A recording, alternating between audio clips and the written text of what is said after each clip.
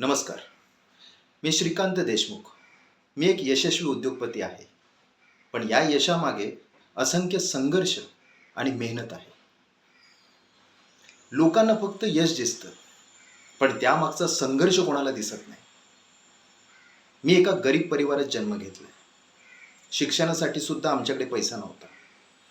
माझ्या आईवडिलांनी खूप कष्ट करून मला शिकवले. एक दिवस माझ्याकडे एक संधी आली. ती संधी होती एका मोठ्या उद्योगाच्या प्रकल्पावर काम करण्याची. मी ती संधी स्वीकारली. त्या संधीत मी माझं कौशल्य वापरलं.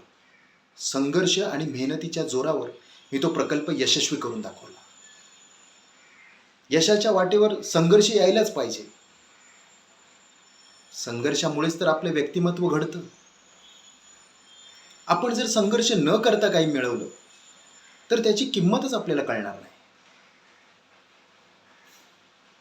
मी आज एक प्रसिद्ध उद्योगपती आहे.